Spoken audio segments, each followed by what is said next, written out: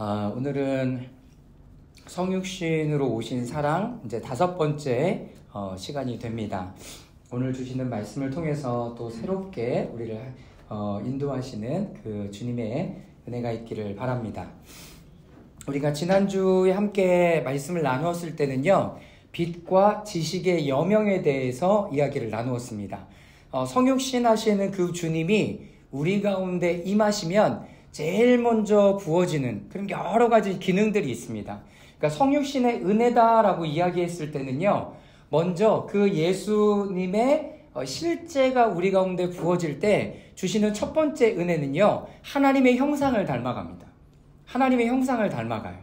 그리고 두 번째는 하나님께서 우리를 그 하나님의 형상을 이루어 가는데 하나님의 경륜을 이루어가는 하나님의 사람으로 동참을 시키세요. 제가 지금 성육신 요 시즌의 설교를 준비하면서 저 스스로에게 가장 좋고 은혜가 되는 것이 무엇이냐라고 하면, 내가 하나님의 형상을 실질로 경험하고 만질 수 있는 이 시즌이 도래한 거예요. 그래서 이 시즌 이후에는 계속 우리 가운데 성육신 하시는 그 하나님의 은혜로 살아가게 되는 거죠. 이것이 바로 저에게 있어서 가장 큰 은혜가 됩니다. 그러니까 여러분들이 지금 많으면 6주간의 시간들을 보냈고요, 적게는 4주간의 대림절 시즌을 우리가 보내고 있어요. 그 안에서 여러분들 안에 어떤 것이 내 안에 지금 이루어지고 느껴질까를 생각해 보는 것은 굉장히 중요한 포인트를 하나 갖는 거예요. 그래서 작년이 다르고요, 그리고 그 전에 있던 그때와 비교하면 완전히 다른 우리가 시즌을 살아가고 있는 것을 여러분들이 아실 수가 있습니다. 그래서 지난주에는 빛과 지식의 여명, 그 안에서 우리에게 주시는 것은요, 하나님의 참된 진리가 우리 가운데 심겨지는 거예요. 그래서 우리가 일반적으로 배워가는 그 지식으로 살아가는 게 아니라 하나님이 주시는 그 지혜와 지식으로 살아가게 되는 거죠. 자, 그런데 여기서 되게 중요한 한 포인트는 뭐냐면 영적인 갈망이에요. 하나님을 향한 갈망이 있어야 됩니다. 배고파야 된다는 거죠. 그래서 이 시즌에 우리가 뭐예요? 금식하는 거예요. 내가 배고프구나. 그런데 육신으로도 배고프지만 그 육신의 배고픔으로 인해서 내가 영적으로도 배고프구나. 갈망하는구나. 내가 목마르구나를 깨달아야 돼요. 근데 이것에 대한 가장 큰 은혜는 내가 하나님을 향하여 갈급함으로 나아가고 있구나. 이거를 알아차리는 것이 굉장히 중요한 겁니다. 하나님이 나에게 오셨으면 좋겠다. 내게 목마르다. 이분이 더 필요하다. 라는 그 마음을 우리 가운데 주시는 거죠.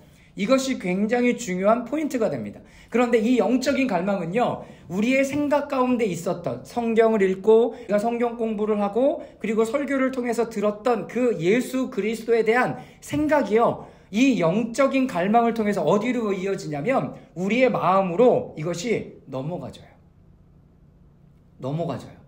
이것은 그냥 넘어가지지가 않아요. 영적인 갈망이 있어야 돼. 하나님, 내가 당신을 경험하고 싶습니다. 내가 당신을 실제로 느끼고 만지고 보기를 원합니다. 그래서 요한일서 1장 1절부터 3절까지 말씀해 보면 이렇게 써 있어요. 내가 그분을 본 바요, 만진 바요, 느낀 바 되었다라고 해요. 그런데 요한일서 기자는 사도 요한이거든요. 이렇게 하는 것은 너희들로 하여금 하나님과 사귐이 있게 하려고 한다라고 이야기해요. 사귐이 있게. 그러니까 예수 그리스도께서 우리 가운데 오시는 가장 중요한 이유는 하나님과의 사귐이 우리 가운데 일어나기를 하나님은 바라시는 거예요. 다시 말하면 인격적인 교제죠. 인격적인 교제는 언제 일어나던가요? 인격적인 교제는 언제 일어나요? 직장 상사와 부하 직원 가운데? 그걸 인격적인 교제라고 얘기하나요? 상명하달의 그 관계를 인격적이라고 얘기하나요? 아니죠. 그건 명령이라고 얘기하죠. 명령이라고 얘기해요. 그래서 성경의 원어를 보면 하나님께서 누구에게 말씀하셨습니다. 다시 말하면 노아에게 하나님께서 말씀하셨습니다 라고 얘기했을 때 하나님은요, 그냥 얘기하는 거예요. 노아야, 내가 이런 계획을 가지고 있는데 나랑 이건 같이 할래? 근데 이거를 받아들이는 인간의 입장으로는 어떻게 반응하냐면, 와, 이걸 꼭 해야 되는구나. 하나님께서 나에게 말씀해 주셨구나. 너무나 감사한 거죠. 그러니까 이때부터 인격적인 교제가 일어나기 시작하는 거예요. 인격이라는 것은 그 사람과 내가 동등됨을 가지고 이야기하는 거예요. 그러니까 저 사람의 이야기를 내가 들을 수 있고요. 내가 저 사람의 이야기에 동등한 어떤 자격을 가지고 얘기할 수 있는 관계를 이야기해요. 그게 굉장히 중요해요. 그러면 성육신하신 그 주님이 우리 가운데 오셨다라고 얘기하는 것은 그분과 내가 같은 인간의 모습으로 얘기하고 교제를 나누고 만질 수 있고 볼 수 있고 느낄 수 있다라는 걸 이야기해요. 자, 그런데 믿지 않는 사람들이 제일 많이 하는 얘기가 뭐예요? 하나님이 살아계심을 보여줘라.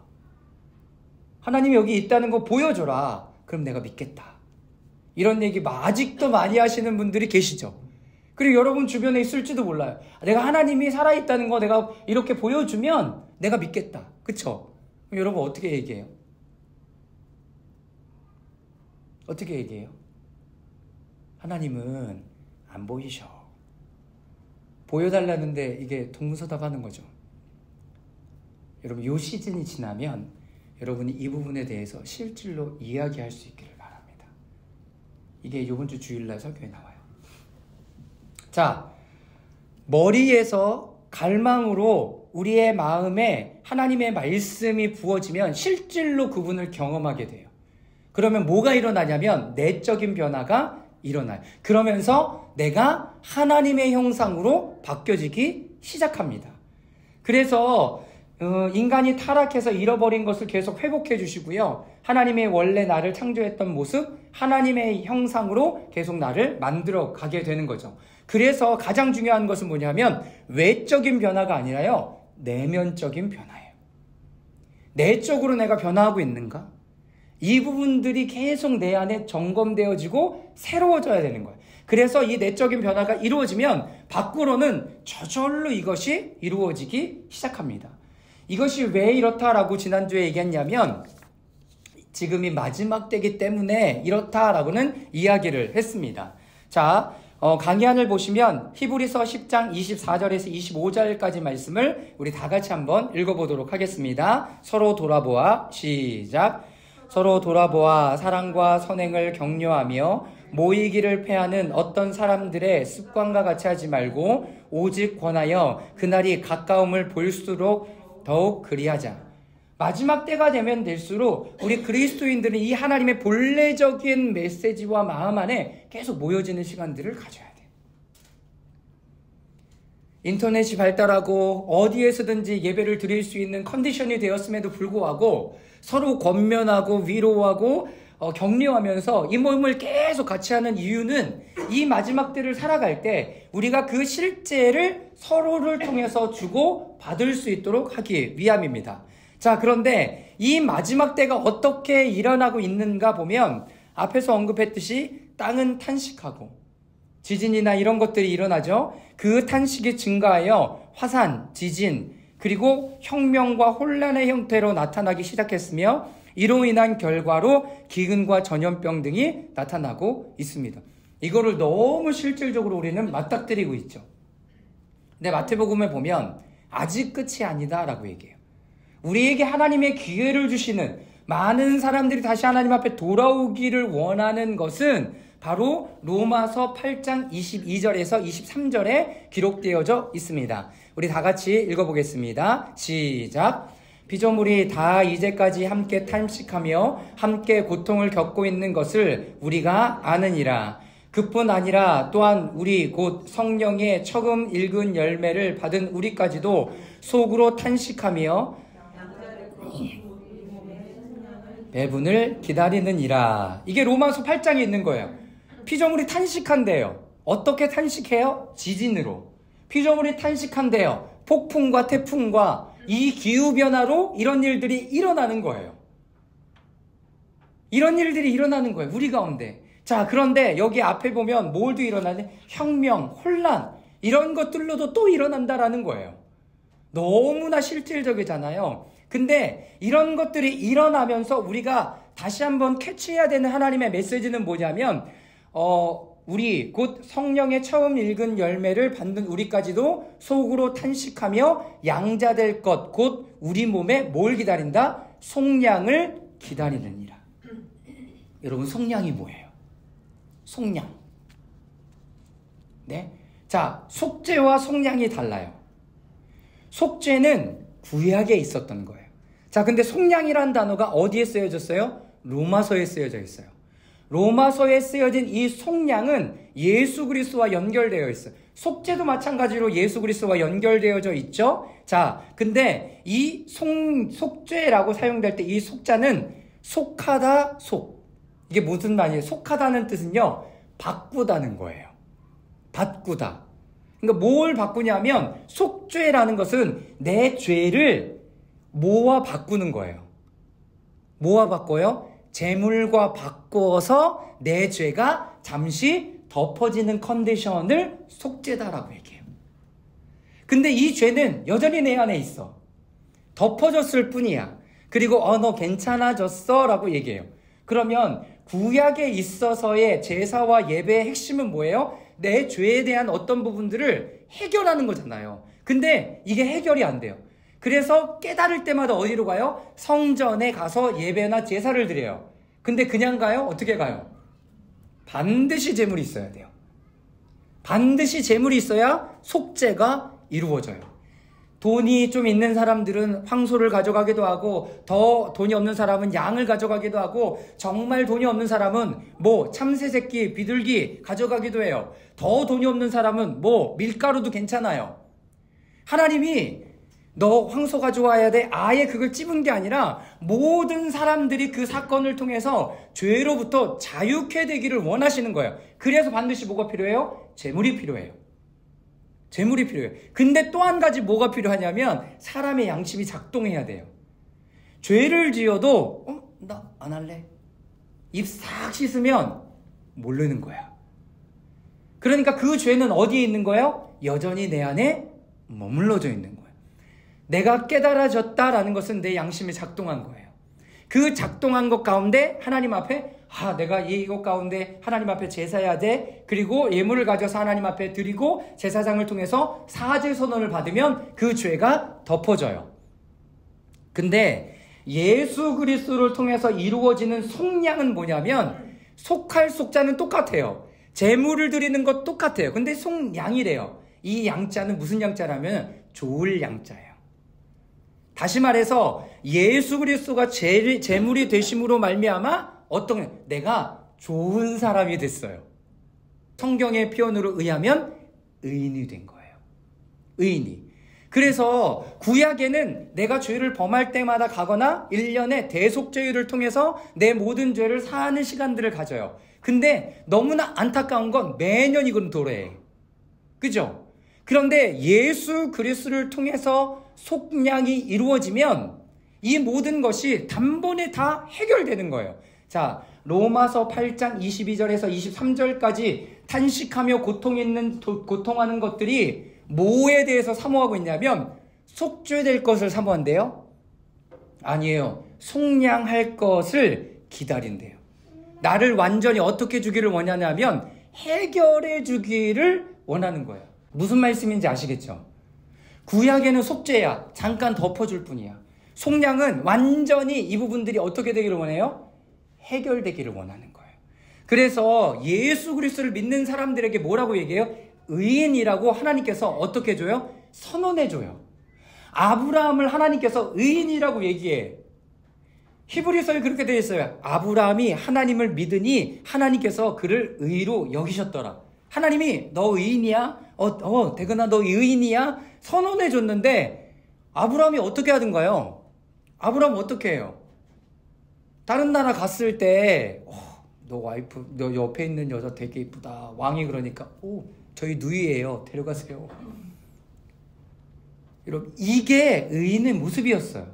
근데 왜 하나님 그 사람을 심판하지 않아요? 아브라함은 왜 심판하지 않아요? 의인이라고 정한 사람이에요.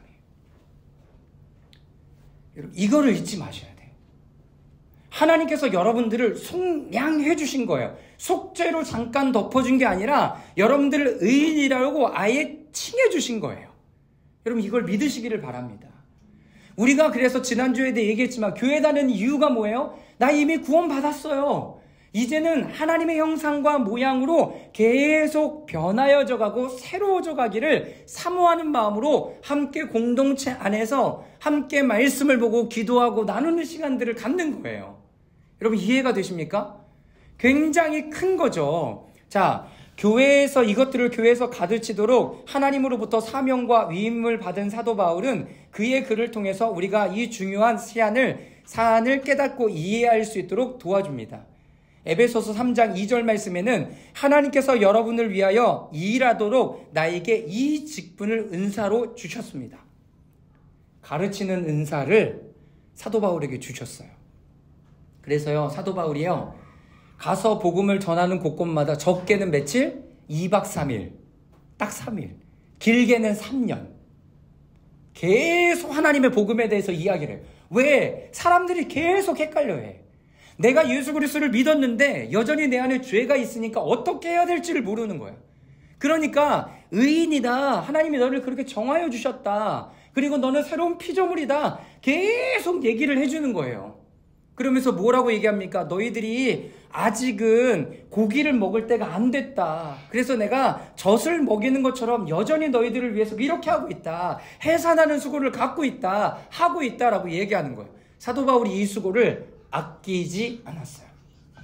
어떤 일이 있을 때마다 편지를 써야 되면 또 편지를 쓰고, 안 되면 또 얘기해주고, 찾아가기를 하기도 하고, 디모데를 세워놓기도 하고, 여러분 이 일들을 계속 하는 거예요.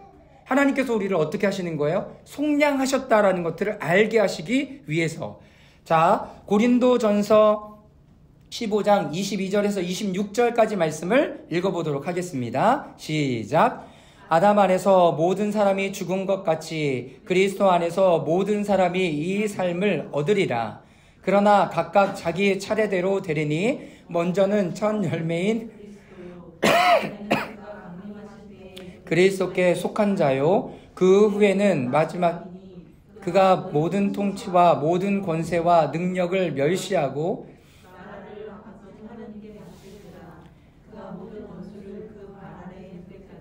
반드시 왕노릇 하시리니 맨 나중에 멸망받는 원수는 사망이라. 네, 하나님께서 이 일들을 지금 하시기를 원하세요. 새롭게 하기를 원하시는 거죠. 그런데 참 안타깝게도 이 일은 아직 여러분들에게 온전히 다 이루어지진 않았어요. 선언이 되었어요. 아, 내가 그런 사람이구나. 고개가 끄덕여져요. 알게 돼요. 그런데 여전히 이것은 머리에만 머물러져 있는 거죠. 그래서 어디로 내려와야 돼요? 갈망함으로 우리의 삶으로 내려와야 돼요. 그래서 하나님께서 우리들에게 맡기시는 건 이 모든 것들이 우리의 삶 가운데 더 풀어지기를 원해요. 그래서 어떤 것에 대해서 얘기했어요? 묶여져 있는 게 뭐냐고. 여전히 묶여져 있는 생각의 영역이 뭐냐고. 여전히 마음 가운데 묶여져 있는 것은 뭐냐고. 여전히 육체 가운데 묶여져 있는 영역은 어디냐고. 하나님이 각 시즌마다 금식하게 하시는 이유가 바로 그것 때문에 그래요. 금식을 통해서 그것을 멈추고 끊어버리고 하나님께서 부활의 능력으로 다시 살아나게 하기 위해서. 그래서 오늘의 제목이 뭐냐면 생명과 부활의 영광이에요. 생명과 부활이 그 성육신이 오심으로 말미암아 우리 가운데 시작되었다라고 이야기를 해주시는 거죠. 에베소서 1장 9절과 10절까지 말씀도 읽어보겠습니다. 시작. 그리스도 안에서 때가 찬 경륜을 위하여 예정하신 것이니 하늘에 있는 것이나 땅에 있는 것이나 다 그리스도 안에서 통일되게 하려 하심이라. 하나님의 경륜을 따라 이것이 통일되기 원하신대요. 하나님의 그 속량이 이미 예수 그리스도를 통하여 이루어진 것이 땅에서 어떻게 온전히 다 풀어지기를 원하시는 거예요. 이것이 지금 우리에게 주시는 하나님의 마음입니다. 자, 이것이 아직 완전히 이루어지지 않았기 때문에 예수 그리스도께서 우리를 위하여 계속 우리를 위하여 간구하는 거죠. 이 위대한 속량은 특별히 예수 그리스도의 재림과 그분의 통치에 의해서 충만함에 들어가기를 기다리고 있습니다. 그리스도가 이루신 속량의 충만함은 오랜 저주가 이 땅에서 거두어지고 새 땅과 새 하늘이 임하며 우리가 새로운 몸을 입을 것을 선포합니다. 거기에 써놓을 수 있으면 써놓으세요. 고린도후서 5장 7절. 누구든지 그리스도 안에 있으면 새로운 피조물이다. 보라, 새 것이 되었도다 라고 아예 선언해 버리잖아요. 하나님이 이것이 온전히 이루어지기를 원하시는 거예요. 온전히 이루어지기를 원하세요.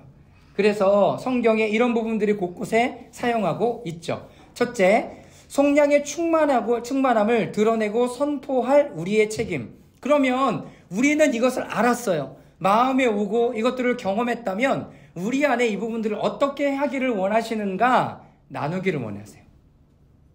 당신이 예수 그리스도를 믿음으로 말미암아 어떻게 됐다? 자유케 되었습니다 라고 선언하기를 원해요.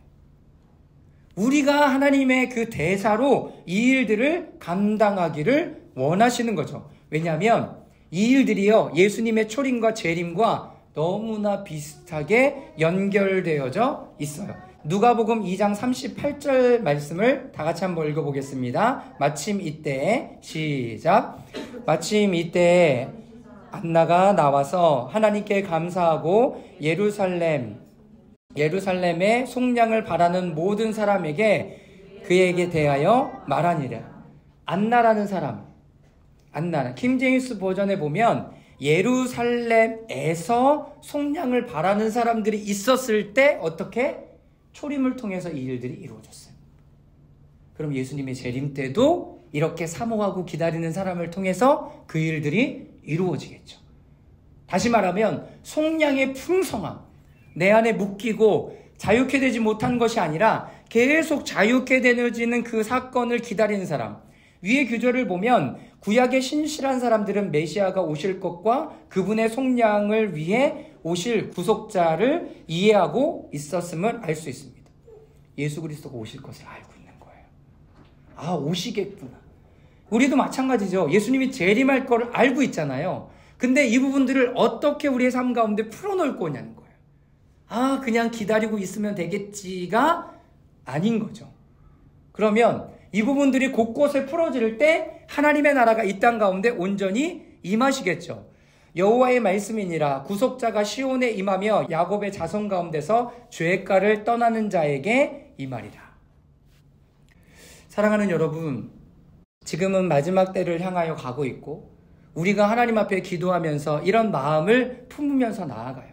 이 시대가 계속 우리에게 그런 사인을 줄 뿐만 아니라 하나님은 그런 사람들을 찾는다라고 그것을 알고 있어요. 그렇기 때문에 안나 그리고 시므온 같이 예루살렘의 속량 그리고 메시아가 오실 것을 기다리고 예언을 받았던 사람들은 성전 안에서 회개하고 예배드리고 하나님의 말씀을 읽으며 신뢰함으로 기다리고 함께 모이고 있어야 할 자리에 있었습니다. 굉장히 중요한 포인트죠. 그러니까 이 마지막 세대로 가면 다 두 갈래예요. 어떤 거? 예배를 패하는 사람들이 더 많이 나타날 거고요. 아니면 다시 하나님 앞에 계속 예배자의 자리에 나와서 어떤 시므온과 안나처럼 예수님의 재림과 그리고 하나님 앞에 예배와 기도의 삶을 살아가는 사람들이 계속 곳곳에 일어날 거죠. 여러분, 항상 두 트랙이에요. 두 트랙. 예배드리는 사람들이 점점 많아진다. 아, 마지막 때가 가까이 오는구나. 그렇다면 여러분 더 깨어 있으면서 어떻게 하나님 앞에 예배드리는 일들에 소홀히 하면 안 되는 거죠. 앞에서 말했듯이 초림과 재림 사이는 서로 연관성이 있으며 매우 유사합니다. 그러므로 하나님은 예루살렘에서 속량을 받아들이는 사람들을 지금도 기다리며 찾고 계시죠. 이것은 충만한 속량이 나타남을 의미합니다.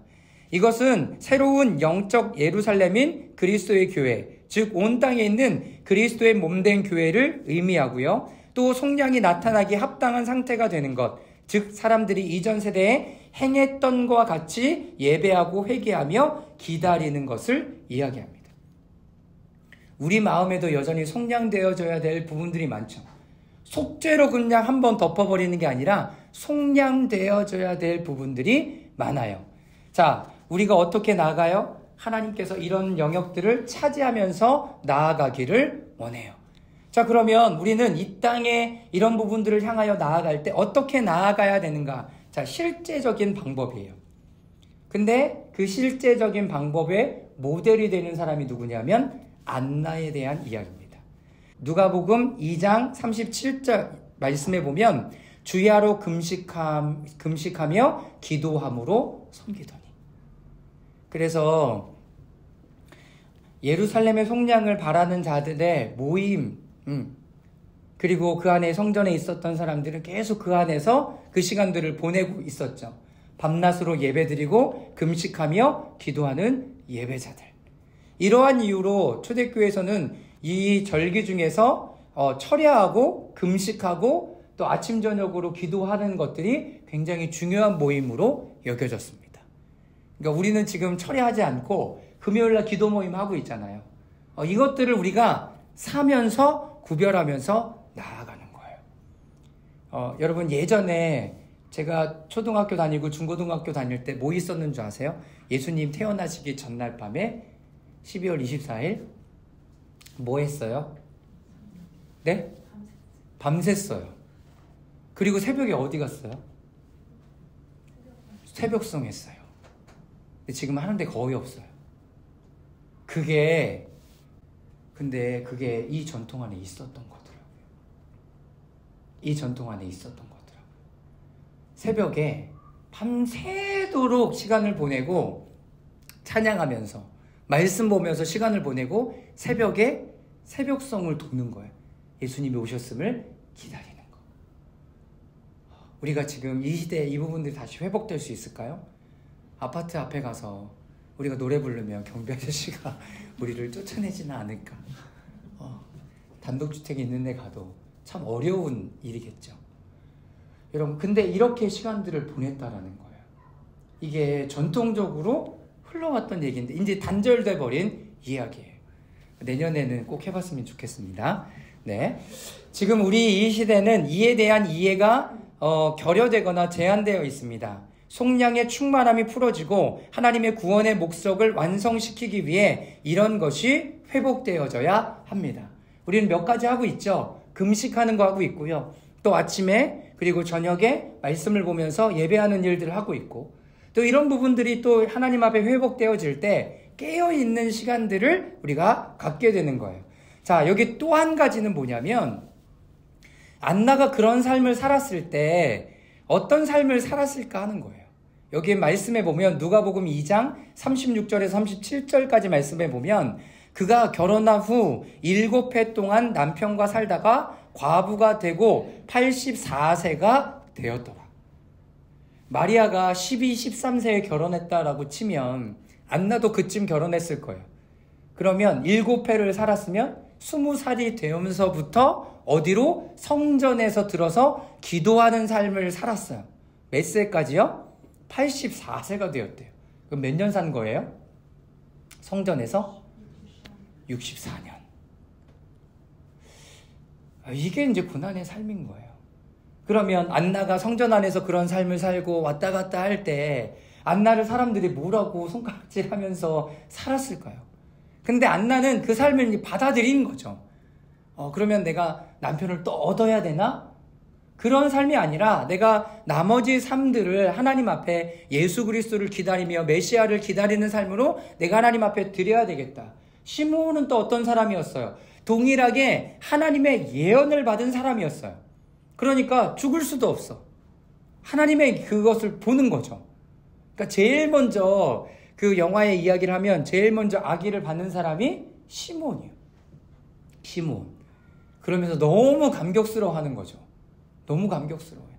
내가 하나님의 영광을 보았습니다. 구원을 보았습니다. 라고 얘기하고, 그리고 이제 제단 앞에 들어가서, 대제사장에게 기도받는 장면이 이렇게 나와요. 그게 이제 거의 마지막 장면이에요. 사랑하는 여러분, 마지막 때에 필요한 건 이 고난들을 나의 삶으로 이렇게 받아들이는 거죠. 그런데 이 시간들을 통해서 예배와 중보하면서 이에게 특별한 은혜가 주어지기 시작하죠. 결과적으로 예루살렘에서 속량을 바라는 사람들의 모임이 형성되기 시작하는 거죠. 그들은 속량이 그리스도가 육신으로 오신 초림, 즉 그분의 성육신으로 드러날 때까지 기다렸습니다. 마침내 그들은 그리스도를 보았고 찬양했습니다. 이런 부분들을 우리의 삶에 받아들일 필요가 있죠. 왜냐하면 그분은 십자가에서 완성하실 구원을 위해 성육신 하셨기 때문입니다. 근데 우리가 지금 느끼는 거는 영적인 유아기에 계속 머물러 있죠. 세대가 불안정한 뿐만 아니라 영적 유아기에 머물러져 있는, 순종하는 데 굳건하지 못하고 거룩한 삶, 또 훈련된 예배의 삶을 살지 않는 좋지 않은 특징들이 우리의 세대에 일반적으로 나타나 있는 것이 사실이죠. 우리가 고난을 두려워하고 어떻게든 피해가려고만 하기 때문에 원수가 그것을 통해 우리를 비방할 기회를 얻는 거예요. 사랑하는 여러분, 속량이란 모든 고난이 변화되어서 우리를 향한 하나님의 목적이 완성됨을 뜻합니다. 동참하는 거예요. 동참하고 그 하나님의 마음을 나누는 거. 근데 동참하는 것이 뭐였어요? 여러분, 그 고난 가운데 함께 들어가는 거예요. 그럴 때 우리 가운데 새로운 생명, 부활의 생명이 우리 가운데 부어지기 시작하는 거죠. 자, 여기에 보면 이제 고통의 의미가 전환된, 이거 이제 세 번째 포인트입니다. 이러한 경험들은 실제로 우리의 삶 가운데 고난의 의미를 바뀌어줍니다. 그러므로 연약함, 패배감 또는 실망으로 주저앉게 되었을 때에도 우리는 당황하지 말고 오히려 감사해야 합니다. 자신의 연약함을 통하여 통감하는 시간을 통해 인간이 얼마나 연약한 존재임을 떠올리는 거죠. 그리고 매 순간마다 그리스도의 은혜가 필요한 존재임을 되새기게 되기 때문에 감사해야 하는 겁니다. 우리가 새벽에 이렇게 향심기도 하잖아요. 저도 요즘에는 20분이라는 시간이 언제는 길게 느껴지기도 하고 짧게 느껴지기도 하는데, 제 안에 일어나는 그 삶의 한 가지 변화의 포인트다라고 얘기하면, 향심 기도를 그 새벽에 이렇게 하고 나니까요, 낮 동안에 막 여러 가지 생각이 돌 때 내가 기도하고 있는 시간이 아님에도 불구하고 어떻게 하냐면 계속 저를 하나님 앞에 이렇게 정하면서 가더라고요. 그러니까 어떻게 나의 진양성을 하나님께 바꿔가는 거예요. 하나님께 바꿔가요. 그래서 이 기도 훈련이 되게 좋구나. 낮 동안 나에게 일어난 많은 일들이 있을 거잖아요. 그러니까 내 생각으로 막 이것들을 생각해내고 어떻게 해결해내려고 하는 게 아니라 하나님을 향한 지향성을 가져가고, 오늘 새벽에 했던 것처럼 주여 나를 불쌍히 여기소서, 이거죠. 자신의 연약함을 통감하는 시간이 나에게 주어지면 이렇게 고백하는 거예요. 주여 나를 불쌍히 여기소서. 내가 이렇게 또 연약한 존재이구나. 그리고 매 순간마다 그리스도의 은혜가 필요한 사람임을 다시 나 안에서 기억하게 하는 거죠. 사랑하는 여러분, 이런 기도의 훈련은 우리를 자꾸 어떻게 하나님을 향하여 나아가게 하더라고요. 여러분들에게도 그 은혜가 있기를 바랍니다. 자, 말씀 우리 5구절이 있는데요. 이 구절을 읽고 오늘 마치도록 하겠습니다. 자, 먼저는 히브리서 2장 18절입니다. 함께 읽겠습니다. 시작. 그가 시험을 받아 고난을 당하는 우리를 시험받는 자들을 능히 도우실 수 있느니라. 아멘. 자, 고린도후서 12장 10절입니다. 시작. 그러므로 내가 그리스도를 위하여 약한 것들과 능욕과 궁핍과 박해와 곤고를 기뻐하노니 내가 약한 그때에 강함이라. 자, 그리고 고린도후서 4장 7절부터 11절입니다. 시작.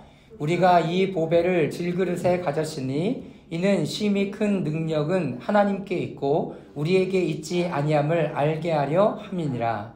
우리가 사방으로 우겨싸임을 당하여도 쌓이지 아니하며 답답한 일을 당하여도 낙심하지 아니하며 박해를 받아도 버림받지 아니하며 거꾸로 트림을 당하여도 망하지 아니하고 우리가 항상 예수의 죽음을 몸에 짊어짐은 예수의 생명이 또한 우리의 몸에 나타나게 하려 함이라.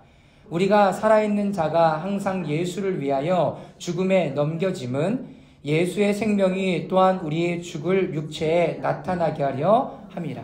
그러니까 우리의 생명, 우리가 지금 죽어져야 되는 영역이 무엇인가를 계속 알게 하는 거죠. 그것은 우리의 생명이 또한 우리의 죽을 육체에 나타나게 하려 함이라. 예수의 생명이 우리의 몸에 나타나게 하려고 계속 나를 죽이는 일들을 하는 거예요.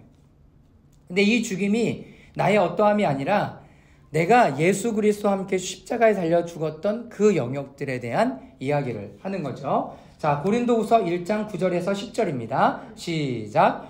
우리는 우리 자신이 사형 선고를 받을 줄을 알았으니 이는 우리로 자기 의지하지 말고 오직 죽은 자를 다시 살리시는 하나님만 의지하게 하심이라.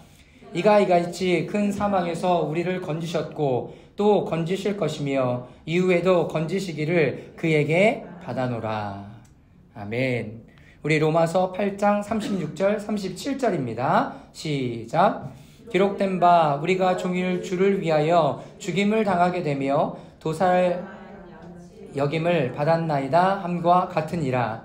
그러나 이 모든 일에 우리를 사랑하시는 이로 말미암아 우리가 넉넉히 이기느니라. 우리가 생명을 다시 입는다 라고 얘기하는 것은 그 생명을 받은 것을 속량됨을 알 뿐만 아니라 그 삶을 함께 살아가는 영역에 대한 부분들도 말씀하시는 거예요. 우리가 선포하기도 하지만 그 삶을 실질적으로 안나와 시므온처럼 살아가는 거죠. 기도의 삶, 예배의 삶, 하나님 앞에 마음을 드리는 그 삶들을 살아갈 때 참 감사한 건 그 마음을 가진 사람들이 모여지기 시작한다는 거죠. 모여지기 시작해요. 여러분, 그 일이 우리 가운데 더 일어나기를 주님의 이름으로 축원합니다. 결과적으로 풍성한 속량이 그들 안에서 그리고 그들을 통해서 일어나기 시작할 겁니다. 그들의 삶과 그들 주변의 피조물들이 변화되어서 그리스도가 왕으로 오시는 목적을 향하여 나아갈 수 있게 되는 거죠. 우리가 그 부분들을 우리 마음에 또 깊게 새기며 나아가는 시간들이 될 수 있었으면 좋겠습니다. 그래서 여러분, 기도하는 일들을 멈추지 않았으면 좋겠습니다. 기도하는 일들을 멈추지 않고요. 또 하나님의 마음을 계속 품고요. 우리의 상황 때문에 못하는 게 아니라 하나님의 마음을 갖고 나아가는 우리 모두가 될 수 있었으면 좋겠습니다. 먼저는 오늘 들었던 말씀들을 좀 기억하면서 한 5분 정도 잠시 조용히 기도하는 시간들을 갖기를 원합니다. 그렇게 기도하고 오늘 대림절 셋째 주 중보기도인 우리 청년들의 결혼에 대해서 그 청년들이 어떻게 결혼에 대해서 생각하고 있는지 잠시 한 5분 정도 침묵으로 기도하는 시간 갖도록 하겠습니다.